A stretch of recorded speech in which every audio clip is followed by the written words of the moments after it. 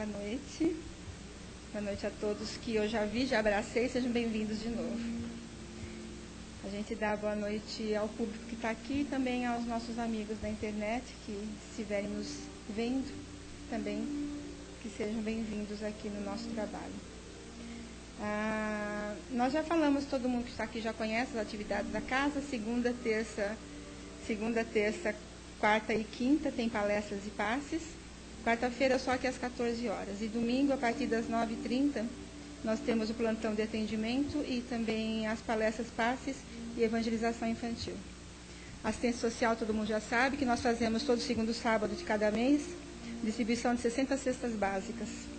Quem quiser cooperar pode fazê-lo trazendo 1 quilo de alimento não perecível.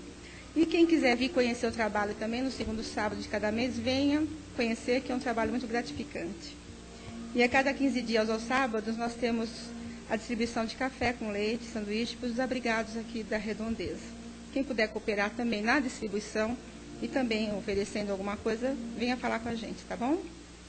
Então, aqui nós temos umas datas espíritas, não sei se vocês já lembram, né, que já foi falado. 1º de janeiro de 1846, nós tivemos o nascimento de Leon Denis. Dia 13 de janeiro de 1412, o nascimento de Joana d'Arc, na França.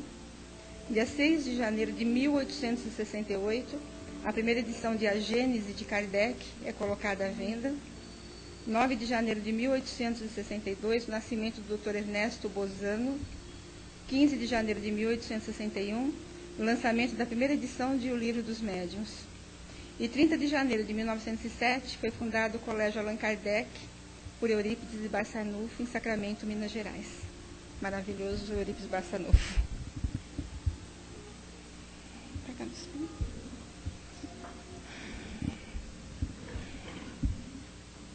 Então, queridos, nesse instante, eu convido todos a fecharem os olhinhos. Vamos entrando em sintonia com os amigos que aqui se encontram, companheiros amados que já nos deram as boas-vindas quando adentramos a esta sala, já nos abraçaram. E a cada um de nós que aqui vem buscar o consolo, o conforto, o esclarecimento, o tratamento médico, nós precisamos ter a certeza sempre de que quando adentramos uma casa de oração, um amigo espiritual está sempre ao nosso lado, nos dando toda a sustentação e todo o amparo. Então, fechando os olhos, queridos, nós vamos mentalizando Jesus, esse amigo amado, que sempre está ao nosso lado. E vamos agradecer pelo dia, agradecer pela oportunidade bendita de podermos estar aqui neste planeta amado e de podermos estar nesta casa aprendendo um pouquinho mais.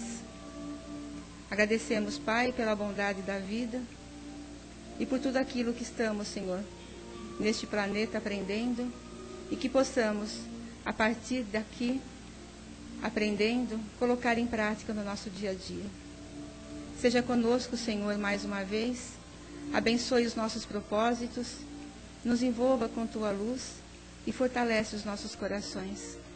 E que essa luz possa ser espargida por todos aqueles que vêm em busca da assistência espiritual, companheiros queridos que já partiram, principalmente os nossos jovens, que hoje é feito o tratamento para cada um deles, os nossos irmãozinhos desencarnados, que partiram por causa das drogas e dos vícios. Todos aqui estão recebendo ajuda e tratamento. E nós pedimos, Pai, que essa luz infinita do Teu amor possa penetrar no coração desses companheirinhos, ajudando-os no seu crescimento. Nós vamos, então, iniciar os trabalhos da noite, pedindo a sua bênção e a sua proteção. E que essa luz de amor possa penetrar o coração da nossa amiga Regina, que vai fazer por nós a palestra da noite. Ela vai falar sobre o livro Vinha de Luz, Falatórios. Vamos ver o que ela tem a falar para nós, desse tema que vai falar muito de perto para nós, né? Que às vezes falamos um pouquinho mais do que a gente deve. Seja bem-vinda, querida, seja feliz.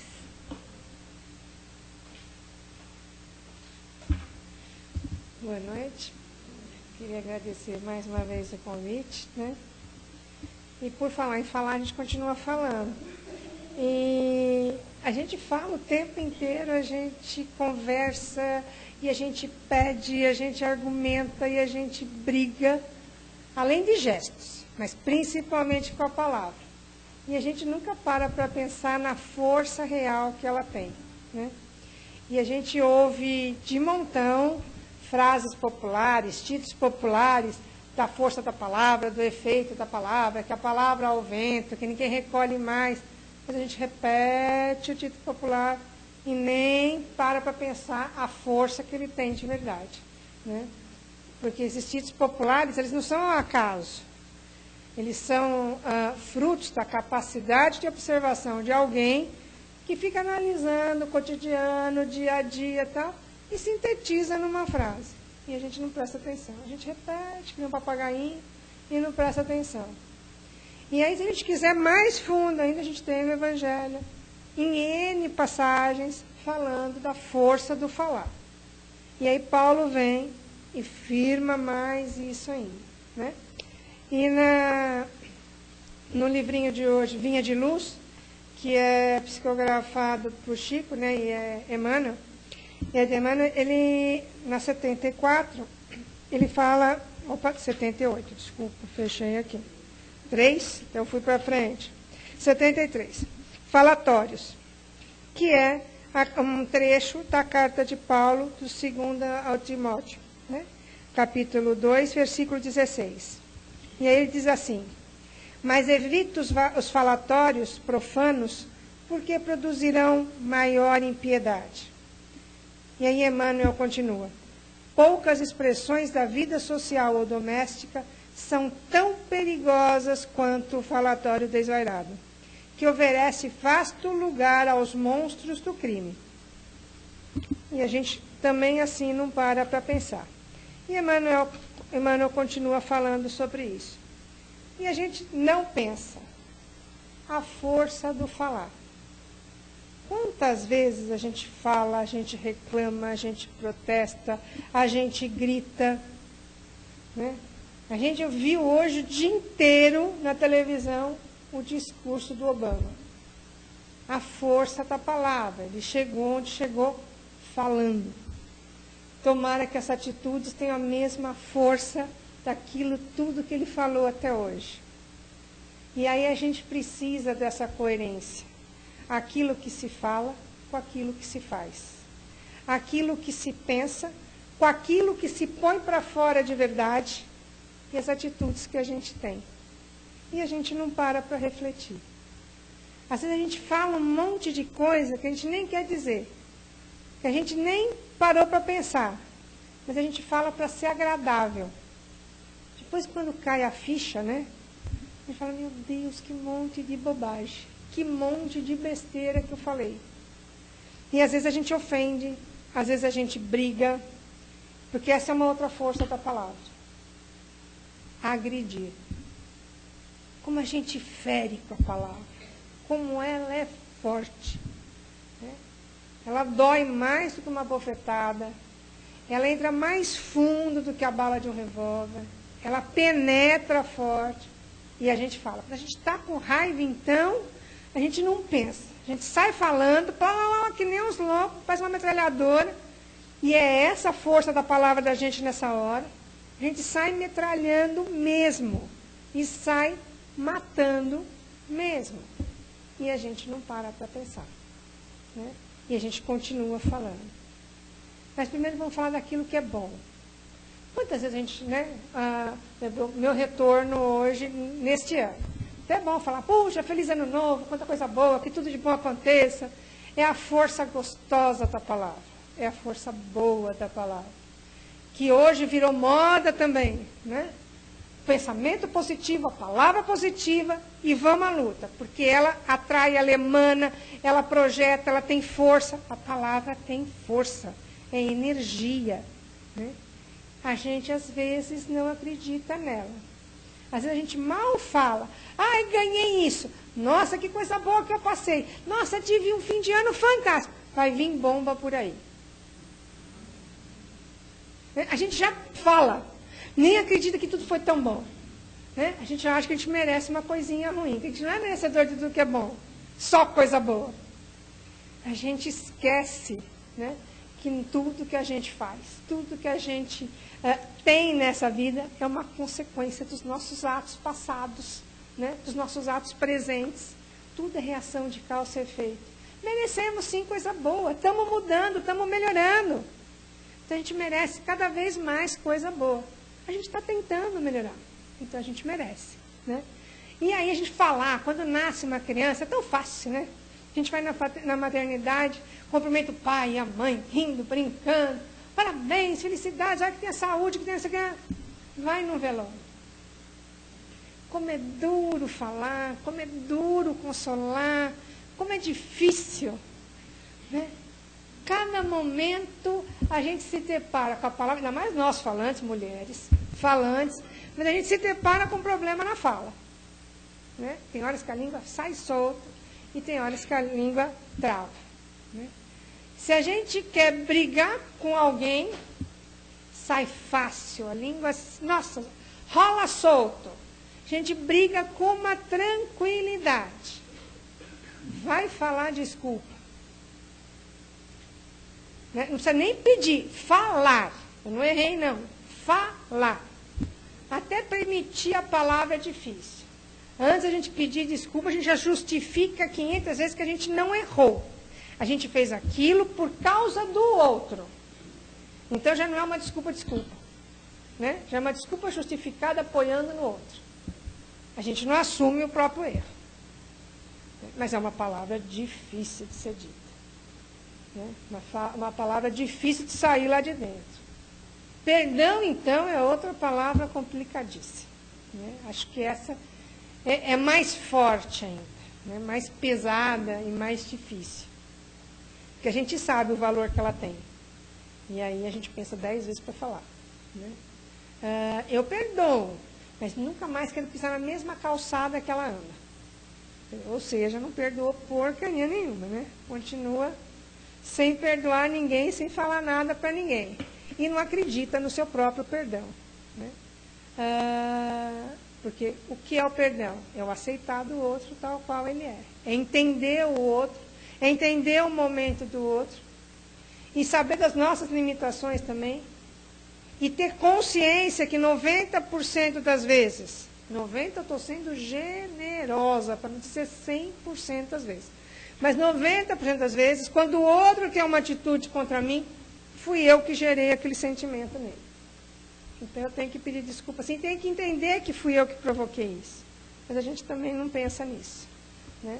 E assim mesmo é difícil a gente pedir desculpa, é difícil pedir perdão, é difícil entender o outro naquele momento. E a gente continua falando. Ensinar coisas. Né? É bom, é legal, falar coisa boa é muito legal, é muito bom. Como é gostoso ensinar matemática para alguém, uma criança, e de repente ela vem e diz assim, olha, a tabuada é assim, vai lá. Fala, nossa, aprendeu. Ensinei algo de bom. Né? Ou então uma criança vem e diz, olha, encontrei isso. Né? Acho que alguém perdeu. Fala, nossa, consegui ensinar, consegui passar. Porque a criança é o papagainho, é o macaquinho de repetição daquilo que o adulto que está em volta dele faz. Então, se a criança fala determinadas coisas, determinadas atitudes, é porque nós passamos esses valores para eles. Né? Então, quando a criança tem determinadas atitudes que a gente não gosta, vamos refletir se ele não está seguindo o modelinho que a gente está mostrando em casa. Porque, às vezes, a gente está falando muito uma coisa, mas está agindo de forma diferente. E a criança não está preocupada só com aquilo que eu estou falando.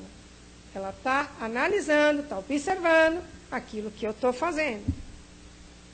Olha, não pode pegar nada que é do outro. Não pode roubar nada. Filhinho, pega mais saquinho lá no balcão do supermercado para usar de lixinho em casa. Quem já não fez isso? Ao invés de só usar o saquinho do supermercado para empacotar a sua compra. Não, vai levar mais para casa para usar para outro fim. Filhinho, não pode mentir. Mamãe detesta quem mente. O telefone toca. Fala que a mamãe não está. Coitado da cabeça da criança, vira de ponta cabeça, porque nem ensina uma coisa, faz outra, que confusão mental que está isso. E a gente quer que a criança não minta para a gente. A gente está mandando ele mentir por nós. Olha que espetáculo. Né? E a gente não quer que a criança minta. Então é um nó na cabeça da criança, na cabeça daquele que a gente está educando. E essa criança cresce. Né? E se a gente passa outros valores, eles estão assistindo, estão vendo, estão convivendo com esses valores. E a gente ensina mais naquilo que a gente faz do que aquilo que a gente fala. A gente não é mesmo coerente no que fala normalmente. Né? Então a capacidade de observação desse ser que está conosco é muito forte. E vai analisando todo o nosso comportamento, todos os nossos gestos, nossas atitudes. Né? Mas é bom quando a gente ensina coisa boa. É bom a gente ouvir uma frase de carinho de uma criança. É bom a gente ouvir eu te amo, eu gosto de você, eu preciso de você. É muito bom. Mas quantas vezes também a gente já falou isso? Às vezes a gente cobra do outro. Nossa, né? Meu companheiro, minha companheira, meu filho, né? Não fala, não sabe pedir, não sabe falar. Mas será que eu falo? Ou eu acho que como eu faço tudo, nos meus gestos, o outro tem que subentender que eu gosto, que eu faço por amor, que eu faço por prazer. O outro também faz para mim, mas eu quero ouvir. Né? Então, por que eu também não posso falar? Então, muitas vezes, a gente precisa falar. E falar coisa boa é fácil, é gostoso. Né? É bom, dá uma leveza dentro da gente. Né? Quando a gente abre o coração, quando a gente põe para fora o que a gente pensa, quando a gente põe para fora o que a gente quer. É tão gostoso. Mas também tem um momento que a gente fala demais. E como a gente fala demais. Né? Então, às vezes, a gente ensinou errado um filho, falou a coisa certa, mostrou a coisa errada. Esse filho teve uma atitude errada, talvez não na proporção do saquinho do supermercado, mas numa proporção maior, mas que na realidade é o exemplo que eu dei. E aí eu vou cobrar uma postura diferente. Ou vou cobrar de alguém uma postura diferente. Né? Então, aí a minha palavra às vezes é pesada. E às vezes a minha palavra é mais pesada do que precisa ser, porque quando eu vou falar, eu passo o meu estresse, eu passo a minha insatisfação, eu passo meus traumas, minhas frustrações. Se é num filho, ou se é em alguém da minha família, eu passo assim, aquilo que lá no fundo eu sinto, falhei.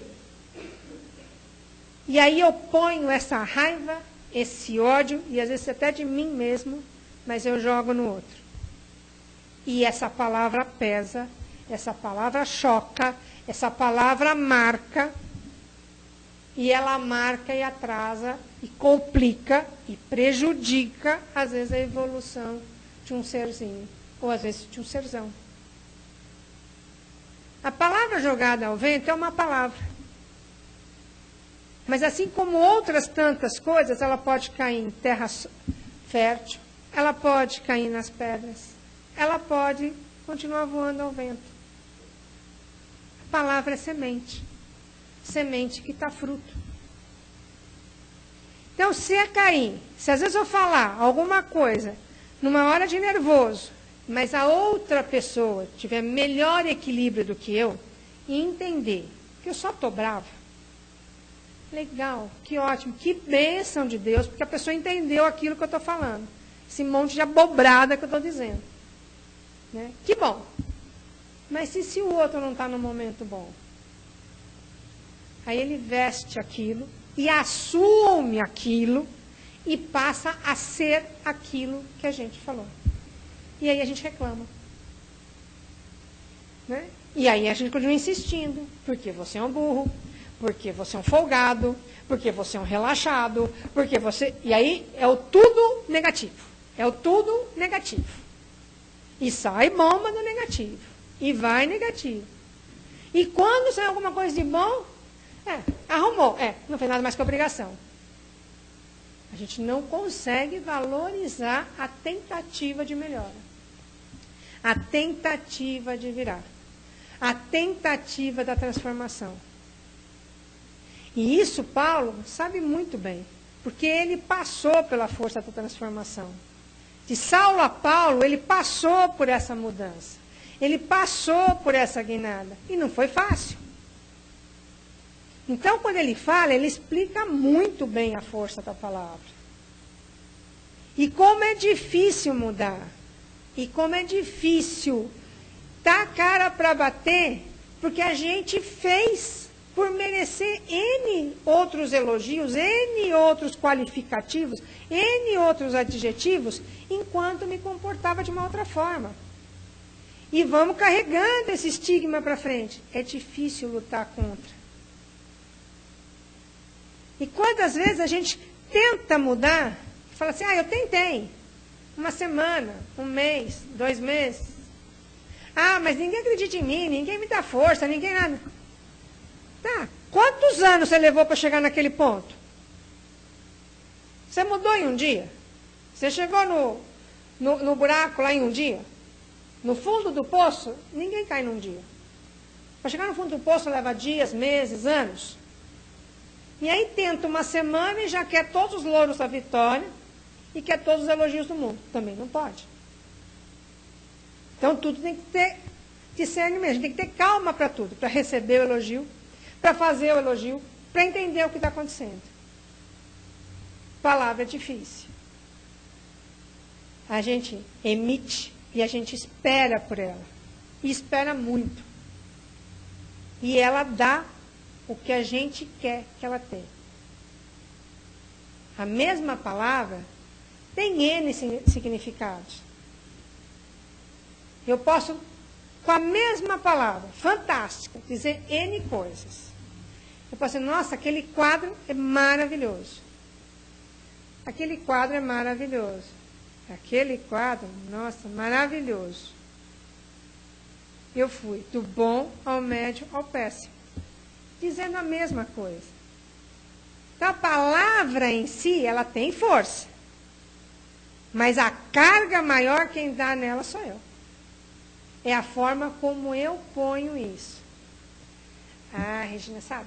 Mas eu nunca falo mal, assim, eu nunca ponho força no que eu digo. Além do que, quando eu falo, então, de alguém, eu jamais ponho força. Eu só relato fatos. É tão normal a gente relatar fatos. Mas quando a gente relata fato, a gente já faz o comentário, põe a opinião e já conclui a história. Não é assim que a coisa acontece? Palavras. Palavras com força de emoção. Nossa, complicou tudo. Já virou uma encrenca total. E às vezes, quando eu faço um relato de um fato que eu acho, que é o relato de um fato, e ponho a minha emoção, eu estou destruindo um ser. Regina, não, a coisa não é assim. É sim. A gente fala, e repete várias vezes, que bom seria se Cristo voltasse hoje. O que a gente ia fazer com esse coitado desse Cristo se voltasse hoje? Crucificava de novo. Com certeza. Crucificava? Crucificava sim. Porque a gente crucifica um Cristo a cada dia. Talvez no estágio que a gente esteja, a gente leva assim 1 mês para crucificar um Cristo novo. Mas a gente está tentando melhorar. Mas a gente crucifica sim. A gente mata um ser quando a gente fala o que não deve. Quando eu levanto uma blasfêmia. Quando eu falo mal. Quando eu levanto falso testemunho. Quando eu comento algo que eu não tenho certeza. Ou eu posso estar destruindo este ser para o mundo. Quer dizer, eu estou passando para as outras pessoas uma imagem negativa de uma pessoa que às vezes não é o que eu estou falando. Às vezes a pessoa precisa de um emprego, essa pessoa precisa de uma relação profissional, precisa de uma relação de estudo. Eu estou destruindo a imagem desta pessoa para todo aquele círculo que o envolve. Às vezes eu estou matando uma pessoa profissionalmente, no meu ambiente de trabalho. Eu estou destruindo um profissional que está do meu lado. Quando eu julgo sem saber, e quando eu falo, não simplesmente, fulano errou, mas assim, fulano errou, né? Eu já pus o peso da minha ironia, da minha raiva, do meu sentimento e da minha vontade de destruir o ser. Ou eu não consigo dizer, olha, isso aqui deu errado porque fulano errou, ponto. Olha, eu vou contar só para você, isso aqui deu errado porque fulano errou. Que legal. Isso vai que nem folhinha ao vento. Todo mundo está vendo aquilo passear. E aí eu vou destruindo a imagem de alguém. Eu mato um profissional. Ainda assim, eu estou matando alguém dentro do meu meio. O pior ainda é quando eu mato com a palavra alguém. Quando eu falo para esse alguém que ele não é o que ele gostaria de ser, ou ele não é exatamente aquilo que eu acho que ele é, mas que num momento difícil ele assimila aquilo como verdade e perde a vontade de viver, e perde a vontade de subir no mundo, e perde a garra da vida. Ele entende como verdade, eu não presto para nada, eu sou inútil, eu atrapalhei o outro, eu estou prejudicando a minha família, eu não sou nada para ninguém, eu sou um peso na humanidade. E se todos nós somos centelhas deste Deus fantástico, se todos nós somos mais uma vontade, né? A forma encarnada do verbo, essa vontade do Pai de fazer no ser humano, e Cristo também é mais um, que evoluiu um pouco antes do que nós, mas que também foi gerado por esse Pai da vida, eu estou matando mais um Cristo. Eu estou destruindo uma encarnação de um ser. Minha palavra tem força. Minha palavra tem muita força. Quando a gente for tecer um comentário sobre alguém, vamos pensar 10 vezes. Para ver até que ponto eu estou pondo o meu veneno, eu estou pondo os meus traumas, as minhas dores, e quantas vezes a minha inveja de não ter chegado aonde o fulano chegou, de não ter tido a coragem do outro de enfrentar o mundo. Quantas vezes eu estou me expondo naquilo que eu estou destruindo o outro. Eu estou projetando algo que eu não queria. E quantas vezes ainda, numa palavra, eu faço um convite ao outro para caminhar comigo. E caminhar num caminho que eu sei que eu não estou bem. Quantas vezes alguém me convidou para caminhar num caminho que eu não estava, que não era um rumo certo. Eu também destruo alguém quando eu faço esse convite. Eu também sou responsável por esse convite. Hoje eu entendo que nada e ninguém muda o que eu sou. Nada e ninguém me obriga a ser o que eu não quero ser. Ah, mas fulano me levou, mas ciclano disse, porque eu fui porque eu quis. Os cristãos de antigamente eram comidos por leões e gritavam e cantavam em louvor a Deus. Em momento nenhum, mesmo estando ali, né, expostos ao fim, a arma deles era o leão. Hoje a gente tem alguém pode pôr uma arma na nossa cabeça. Antigamente era a boquinha do leão. Mas nem assim eles voltavam atrás. Eles iam cientes, conscientes e firmes do propósito dele. Acredito, sou assim, quero isso e vou continuar nesse caminho. Nada vai mudar o que eu sou. Porque estavam firmes naquela situação. Hoje, Quando a gente fala, errei, mas porque fulano me levou, mentira que fulano levou. Fulano convidou. Óbvio que ele tem o peso da responsabilidade desse convite feito. Mas eu tive a liberdade, eu tenho livre-arbítrio, eu aceito esse convite se eu quiser. E saio quando eu quero.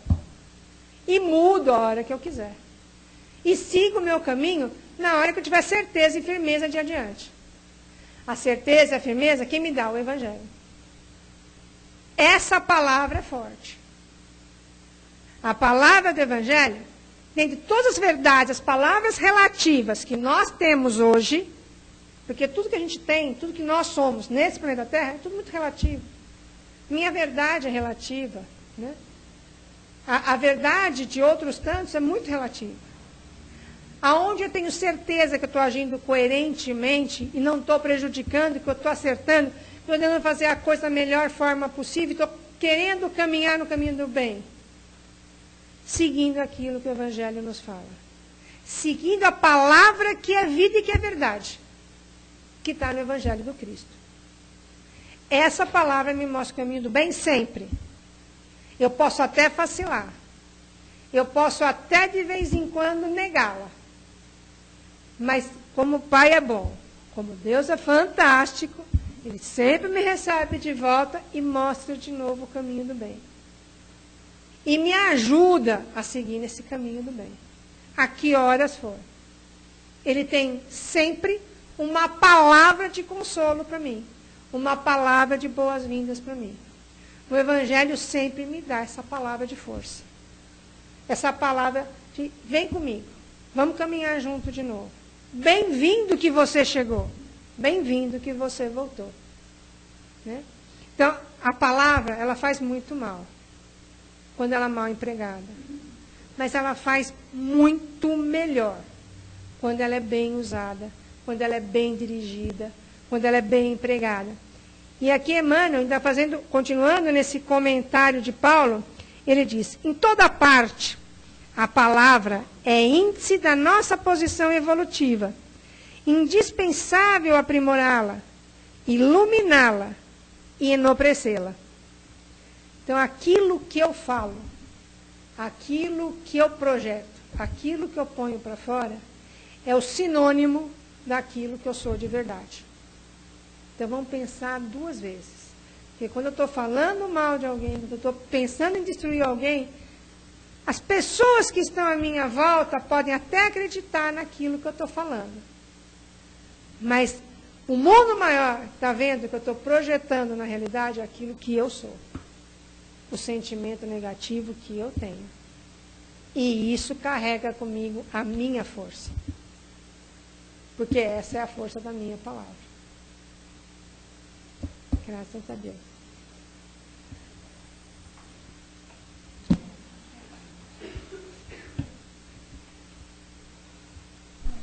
Participar, né? Vamos falar um pouco também, né?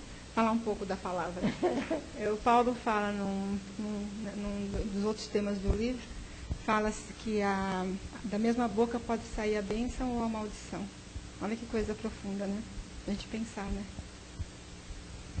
Vamos lá, gente. Quem quer fazer uma perguntinha ou comentáriozinho, colocar alguma coisa, alguma palavra?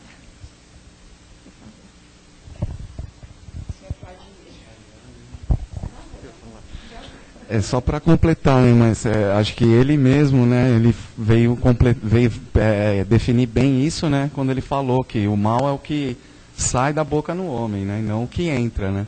Então isso eu acho que ele já definiu bem, que a gente tem sempre que prestar atenção no que a gente fala, né, para que sempre tenha frutos, que traga bons frutos, né, tanto para a gente quanto para os que estão ao redor da gente. Acho que é importante isso. Né?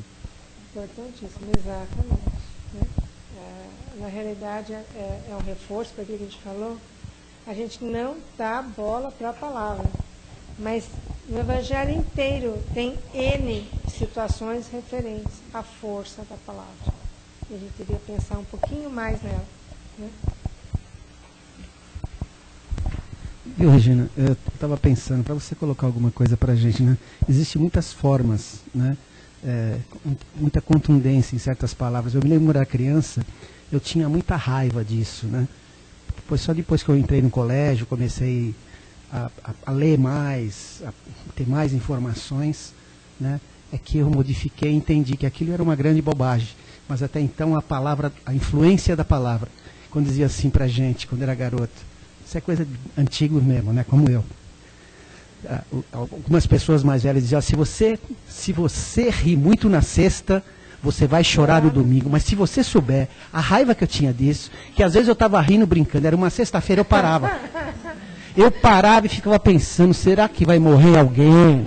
Vai morrer minha mãe? Vai morrer um irmão? Para você ver a influência da palavra. É claro que isso era uma ignorância, uma estupidez até, mas a influência de pessoas mais velhas, que nos influenciavam até pelas pessoas que elas representavam, e o que elas representavam para a gente, nos influenciavam, simplesmente falando, né? Então, eu queria que você já passou alguma situação assim? Era assim, muito riso, sinal de pouco juízo. Eu ia falar exatamente isso, né? Que a gente ouviu, nós os mais velhos, né? Muito riso, pouco siso, né? Pouco juízo. Por quê? Né? A gente falou no começo, os ditos populares, eles não são ao acaso. Né? E na realidade, e por isso que a gente traz até hoje essa coisa, aconteceu uma coisa boa, não é possível vir uma coisa ruim, porque não nos era lícito ser feliz. Né? Então, só se atingia a perfeição, só se chegava à evolução, só que alcançava o céu quem sofresse na terra. Então, essa coisa ficava uma coisa vulgar. Sorrir muito era uma coisa vulgar. Falar alto, brincar muito, era vulgar. Era tudo pecado. Né? Então, a gente não podia ser feliz. E hoje a gente sabe que é o oposto. Né? Nós nascemos para ser felizes. Nós temos o direito, né, de sermos felizes. E nos foi dado esse direito. E cabe a nós buscarmos cada vez mais o porquê e aonde está a felicidade. E ela não está longe. Ela está super perto. Ela está só em a gente entender o que a gente tem em volta. A gente sentir prazer nas menores coisas que estão à nossa volta, e curtir, vivenciar, né? E abraçar coisas, pessoas que estão conosco o tempo inteiro. Mas a gente acha que a felicidade está muito longe, e ela não está. Ela está perto. E nesse próximo todo, né, a gente só se sente feliz quando a gente busca, neste próximo, nesse convívio próximo que nós temos de pessoas, duas coisas: união e paz. Porque se a gente busca a união e a paz com esse grupo, é porque nós os amamos. Quando nós amamos quem está à nossa volta, a gente encontra a felicidade. Porque aí a gente projeta no outro aquilo que a gente gostaria do bom para nós. Sentir no outro, fazer para o outro aquilo que eu queria que fizessem para mim mesmo. Amar ao próximo como a si mesmo. Né? Então aí eu estou bem. Hoje a gente já não segue a palavra ao pé da letra. Né? Hoje a gente interpreta a palavra do Cristo. E a gente entende que a felicidade, o riso, né? E quando é o riso de uma criança, é uma delícia. Porque ele é energético, ele é puro. Né? Ele vem de dentro. Então ele nos passa uma coisa boa. E no riso a gente caminha para a melhora, para a perfeição. E é aí que a gente tem que buscar. Hoje, quanto mais rir, melhor. Hoje é a terapia do riso para ser feliz. Né? Para ter saúde. Para pôr para fora, para oxigenar. Né? Para fazer pulmão funcionar. A terapia do riso hoje dá prazer, faz o bem. É a evolução do ser. Entendendo o homem no seu caminho evolutivo. É a palavra que reflete a nossa evolução. Né? O Evangelho eterno, ele só foi interpretado de uma forma não errônea, mas de uma forma mais limitada. Porque o Deus que eles enxergavam antigamente era um Deus punidor. era um Deus severo. Porque as pessoas tinham limites restritos. Não respeitavam o outro tal qual eles são. Ainda hoje a gente não respeita como merecia. Mas a gente já começa a ter uma visão diferente do outro. E quando a gente começa a enxergar um outro de uma outra forma, Deus é o mesmo. Mas nós já o vemos cada vez maior, cada vez mais abrangente, cada vez mais amoroso. Por isso que a gente começa a enxergar que Deus nos recebe de volta quando a gente quiser. A cada momento de queremos dar uma guinada na nossa existência. E Paulo é o exemplo vivo disso.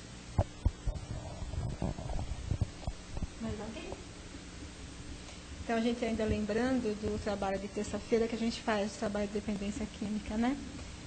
Para os paizinhos e mãezinhas que estiverem ouvindo, né, o esposo, o companheiro, lembrar de não chamar o alcoólatra, seu bêbado, né?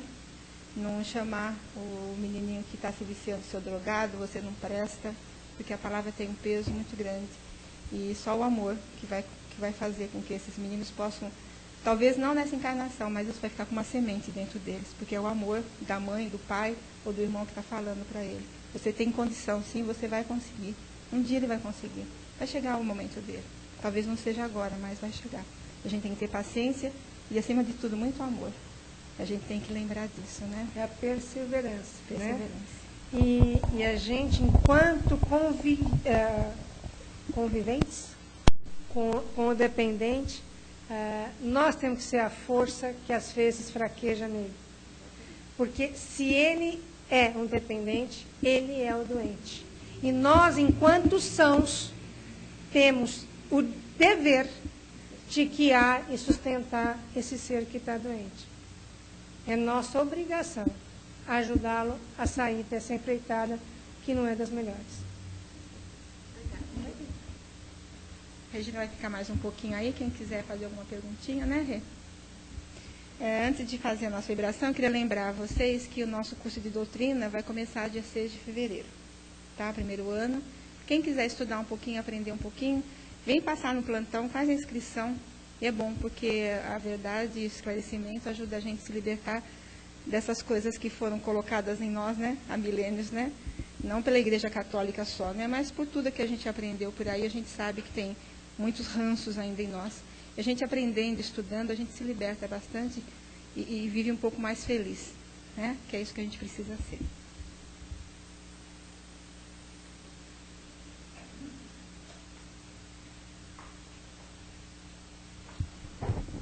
Então vamos, queridos, mais uma vez, fechando os nossos olhinhos, vamos nos unir, né? Juntos, nós todos, no mesmo pensamento de amor.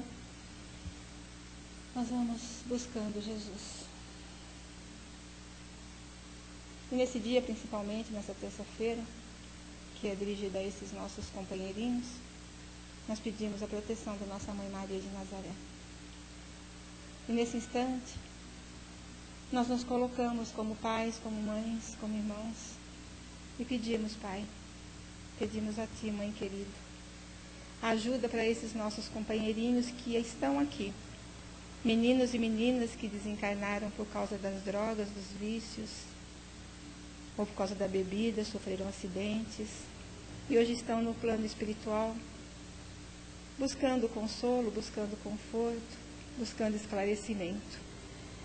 E nós, da nossa parte, nós nos colocamos, Senhor, à disposição para oferecer fluidos, para oferecer essa ajuda que nós podemos dar, de vibrar intensamente por todos esses meninos e meninas, por todas essas criaturas que estão no caminho das drogas e dos vícios. Para que todos possam receber de Ti, Pai, a assistência, o amparo, o fortalecimento. Que eles possam ter dentro dos seus corações e dos seus espíritos a força necessária para que eles possam sair de dentro deles como viciados, saírem como criaturas perfeitas, como saíram da mão do Criador. Abençoa-os, Pai, e ajuda-os nessa longa e dolorosa luta que eles têm que travar com eles mesmos. Que nós possamos ajudar um pouquinho. E nessas vibrações nós colocamos as mãezinhas desses jovens, as companheiras que estão ao lado de cada um sofrendo a dor, a tristeza, a impotência de não poder fazer nada no momento, mas que elas tenham muito amor, que elas tenham muito respeito por esse companheirinho, que é como nós sempre falamos, é um doente, necessitado da ajuda, do amparo, do remédio. E esse remédio é o amor. Que todos sejam envolvidos nesse amor do Pai.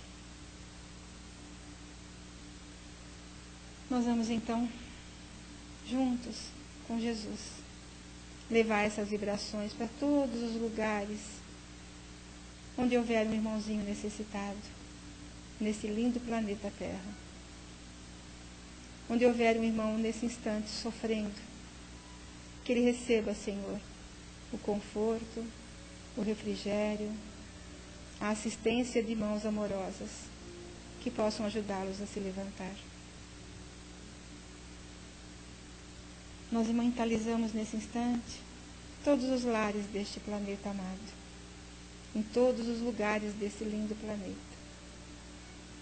Que a tua luz, Senhor, se faça presente, levando a paz, a harmonia, a confiança, a fé.